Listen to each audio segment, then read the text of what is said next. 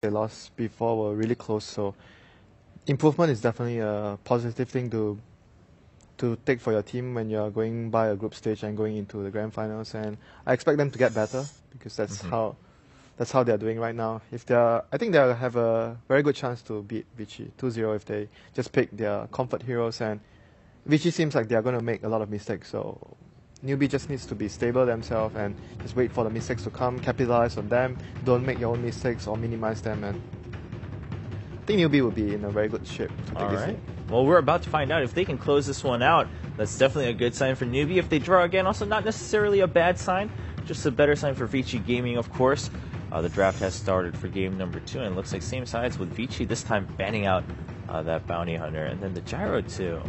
Vichy has first pick again, and I don't really think that gyro was that big a problem. I think if they first pick gyro, it'd be fine. But having Queen of Pain, I also thought Moo played a really fantastic Queen of Pain last game. Shadow Fiend possibly coming right here, Radiant side. The thing is, it doesn't seem like newbie wants to go that route because they could have easily had it last game, right? I think the difference in between, like, I view DK and Shadow Fiend like sort of similar in terms of like lane strength. They don't necessarily win out both of their lanes, but Shadow Fiend just more heavy farmer, way better in a late game, but DK can really set the pace. He's like up in front, he doesn't really need that many items, and most importantly, he can take towers down, which I think was a really nice plan versus Vichy. Like, the gyro never really had time to just free farm the whole entire game and stack ancients and do normal gyro things. He had to always contribute to his team, he had to buy BKB very early and, you know, try and help out, which, I mean, he's good at, but if you're purely doing that, there are better options. Shaker Lina and the Rubik just being secured right away this time, not waiting and giving newbie a chance to secure that, which did leave the Dazzle, so Vichy Gaming, they will ban that out as they don't have the very next pick after the second ban phase. I mean, you got Earthshaker there, which is one of the best steals in the game. Maybe it makes newbie think twice about going back for the clock once more and secures the clock possibly on the side of Vichy Gaming. I do like the newbie. They open up with what could be a couple of supports. You know, we don't know exactly where this Lina could end up, but they're obviously not giving any information away at all. No early cores. Yeah. That are like cut and dry. It's a much better opener from Vichy. It's double wave clear. Like, they have huge AoE nukes in case they try and group up and team fight, and overall it's just very solid. Like, the Rubik null field, really good versus Earthshaker and Lina. As you said, there's plenty of good spells to steal, and as we've seen, newbie's been keen on FY's Rubik, and they banned it out pretty late last game, and Vichy just no chance of that not being in the pool. Yeah. There was definitely contention over a different part of the hero pool in game 1. No? Vigilant about the Brood ban. Just don't want to give up a free game, especially versus Ice. I think Brood could just like completely ruin their game plan, and it's nice to see that they're consistently banning it out in the second phase. Clock could also ruin their plan, you know. Clock is good against what they have right now. And a lot of synergy with Queen of Pain, and you can set up kills for the Queen very easily. Maybe if the game goes well, the Queen of Pain can choose to go for Aghanims, early Aghanims. It works really well with the clock, since clock's ultimate is 60 seconds. When you get the Aghanims, you would technically every time you try to hook someone, you would have Sonic Wave. Right. So that could come into effect. It's interesting because every time we see these picks, especially obviously like the Shaper Lina, we'll talk about the clock being a good pick on the other side, but then I feel like we haven't seen it banned enough to determine exactly where it lies in priority. Where do you guys see that? I mean, sure, it's good enough against your lineup, but is it not strong enough to simply ban it? Or is that just a team preference of, hey, let's just ban the clock out and see what else they pick, or just leave it open, we can deal with it, because we've seen it so often?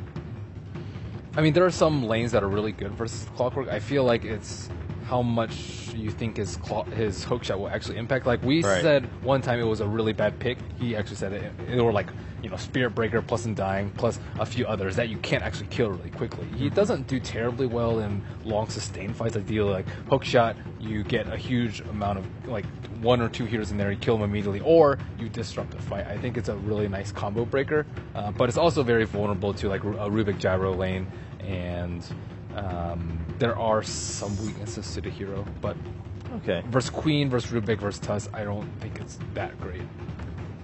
But it'd be really good as on Vichy's lineup versus Right. Yeah, if it wasn't going to be the clock, I guess Tusk has been the next top pick for Ice, but if I do recall, I was looking over the stats for him on his performance in Tusk, and it's been a bit abysmal. I believe yesterday, by the end of the day, he was like 1-4 on the hero. For a lot of teams, their Tusk has been kind of falling off a bit. For others, it works well, but Ice really hasn't been getting a lot of wins with Tusk. Might not be on him. I didn't catch all the games, but seems to be a trend. And will Newbie get the Dragon Knight, which we saw did some serious work in the last game.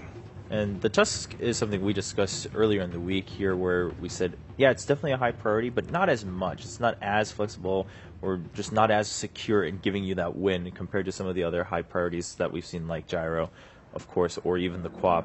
And I believe, even after day 2, I think Tusk was at just dead even 50% win rate with the number of times it's been picked so far. So it seems like teams are still a little bit split on exactly how important it is to secure that Tusk. Darkseer gets through and gets picked up for Newbie. Yeah, it's a very good combination with the Dragon Knight. Teams have been using it in the old patches a lot. You have a hero that builds the mech for the team. Iron Shell works very well on Dragon Knight. Basically, you're built around taking towers and taking fights early. So Newbie is again once more going back to what they did in the first game. A very team fight early orientated lineup. They want to take your towers. So I think the Earthshaker and Lina, it's more or less safe to say they're both going to be the supports of the game since they revealed the Darkseer right now. So I expect the last pick to be maybe another core for Newbie. Viper. Yeah, pushing core. Another pushing core would be really nice for them. Viper would be nice against Queen. Yeah, Viper's good against Queen and definitely synergizes very well with the lineup they have. I was actually somewhat expecting Vici to ban out the DK, and Winter and I were talking about it, and it's the matchup last game was a Storm Spirit. I think Queen of Pain is a much better for Dragon matchup for Queen of Pain against the Dragon Knight, as well as like Shadow Fiend. And this time they might be able to limit his BKB timing. If he doesn't have BKB, he can be bursted down, not terribly easily, but you can actually engage on him as opposed to when he has a BKB. So I think that controlling the Dragon Knight and controlling his flow of the game is going to be really instrumental to defending their towers. It all starts in the laning phase. Yeah, it's Quap and Spirit Breaker, so I think if Dragon Knight were to go mid again, he would have a lot of pressure from Vici. And okay, it's going to be Ember last pick. Oh, the Zeus was quick. Some global flare there. Zeus and Spirit Breaker. Yeah, a lot of global flare, definitely. The support is actually the Spirit Breaker. Okay. You can see ISSI picks up the Tusk. Right. Has Zeus got a win yet this tournament? Yesterday he was 0-5. So I'm not sure. A lot of teams who were even able to pull together the infamous Zeus Bloodseeker still couldn't pull it off. It just didn't seem to work out. In this game, the role is a little bit reversed in terms of having a late game. Like Vici, they went all in on like early game and team fights with Queen of Pain and Tusk and Zeus as their cores. Like no like BKB. Like I mean, Queen of Pain is like decent, but no true like physical damage carries. So they committed very heavily. Yeah, this is very heavy commitment from them.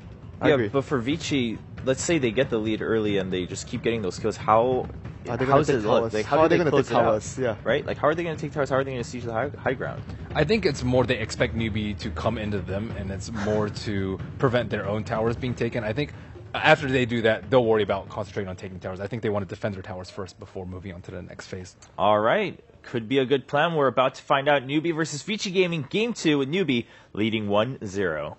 Without seeing each other? That's the question. And the answer is no. They both see each other. It's like, Ice was down there. Oh, what did you do? And Banana was up there. Like, They're both there's the bumped each sentry other. ward, and they counter. The good thing for Banana is he was still carrying an Observer ward in his package. So maybe ISSI doesn't know. Ice, careful. Like, if Searing Chains and Dragon Tail Stun's also available, they can hold him here for a while and let Moo get in front if possible. Yeah, that DK, like, you're meant to be a knight. Like, Dude, he's in full armor. Do some. What do you want from him? More laps on the track, man. More laps on the track. All right, welcome everyone as well for the main live stream. We went a little bit off topic in our broadcast, but I'm Toby White. I'm joined by Waga for our last cast of the group stages here because there's more great action coming up later on the main stream. The big game EG versus CDAC, which will decide a hell of a lot about the top part of Group B. But we're here in VG versus Newbie, with Newbie already taking game number 1. VG Gaming really require at least 1 point to keep themselves out of the bottom half, and Newbie, if they can get a 2-0, they'll push themselves up into the top 4. Then we'll find out during the rest of the day if they will stay there. Yeah, and keep your eyes on, if you just tuned in for the second game, keep your eyes on Rabbit as he played Dragon Knight in the first game and had such a dominating performance on it. That early blink was superb. Yeah, BKB into Blink Dagger and then just acting as an initiator for his team. And who wants to turn and kill the Dragon Knight? When he initiates, you can't really punish him. Normally it's like, oh, clock hooked in, let's kill him. I love Ice with this block. Yep. We saw PPD manipulating the ice shards the other day, but technically you can hold it back, like you can hold the entire creep wave. You can't do this with a clockwork, but with the ice shards, they cover enough area. If you get the timing right, you keep the whole thing back. So Ice gets level 2 practically from the start. Yep. Meanwhile on top, okay, that's really low tune on the run. FY picks him up, dragging him back. VG Gaming, that's the start they were searching for. How was dropping so low? That was a double Iron Shell attack into the Queen of Pain. Yep, and now he has that first spot on Queen of Pain safe lane, and Queen against Darkseer is a very solid laner as well, so if she gets a good start like this, she might just take over. The charge is coming down, Banana can't Light Strike Array on this one, Searing Chains, however, stops Fenrir's charge in, they go for the Light Strike Array now on Spirit Breaker. Luckily for him, he is one tanky cow. Yeah, and Shaker is here as well, so, Ice wasting some mana there, but Shaker's here as well, so might be dangerous if VG keep pursuing kills here. Want to keep my eyes closer on mid too. No Super's build. He went for a 2-0-1 build over on the Zeus. He was dropping Rabbit down very, very low. This just turned into a spray lane. Yeah, this is very standard actually on Zeus, like getting an extra point into Arc Lightning, because it's much easier to CS that way. You're going to kill the range creep with 3 Arc Lightnings. Mm-hmm. Well, you mentioned previously the fact that Sentry Ward, the Observer Ward, was still on the Lina when she walked away. The Observer Ward in the lane has never been dewarded. Yep. That's why they saw Fenrir coming in early. That's why Sunshine knew when it would be effective to come in close. The ward game, it plays a big part. Definitely does. So runes being stolen. It's going to be a Rubik with a haste rune, going for a little bit of a deeper run behind the lines of mid. Yeah, he could run in behind Rabbit, but Super needs to get these bottle charges up, and he doesn't have a lightning bolt. Yeah, he's just waiting, trying. Well, he does, but not the right lightning bolt. Yeah, exactly. I mean, he has a cosmetic lightning bolt. It looks dangerous at least. He just leveled up level 1 on the lightning bolt now, so he's got that available. Yeah, DK is actually pinging where FY is sitting, so he knows exactly what's up. Yep. And FY is just waiting. Like, the haste stream wore off, and he knows he'll leave too, like, because that Observer Ward is just seeing all. Yeah, Banana trying to get some harass bottom lane. They're looking for a chance to kill here, but gonna back off with the Shaker. Getting the fissure is difficult. Fenrir's positioning is really smart, because he's staying close enough that you're able to see into this little crevice here, just on the side. So Sunshine can't, like, if he's going to move up, he has to move in through the tree line, and that's a lot more difficult. Yeah, definitely. And now Rabbit getting the confirmation as the Rubik has to run back again. Super dealing a lot of damage to Rabbit, but not going to be able to kill here. Just harassing. Just drop him low. When Thunder Gods rise up a little bit higher, maybe you'll worry about it. Bottom lane, double Searing Chain, but then double Snowball save, and he went to the creep wave, not chasing the heroes down. So a smart play by Ice, protecting Fenrir. Definitely. Don't want to chase after there, as they are just running a duel in against the Trilin, so don't want to go too deep. And, House getting so much momentum on top. He is. He really is farming so much. Darkseer's getting some good CS, though. Sometimes you could get denied a lot. Oh, he's going to search. Telekinesis grab. FY is not in range. Like, he's still short of buying boots, so he needs that. June is doing fine. He's level 4. Almost Ice, 5. That fissure, it doesn't block. There's a small gap there, and the Light Strike Array also misses. Yep, pulling the creeps still here. He's just looking to leech the experience. That's the beautiful thing. SP's going to charge in front of Roshan. They're running in towards the mid, so they're after Rabbit. Now, Rabbit saw this, because as the Observer was still back on the river. And Fenrir actually gives up on the charge, while Ice, the fissure, the stun,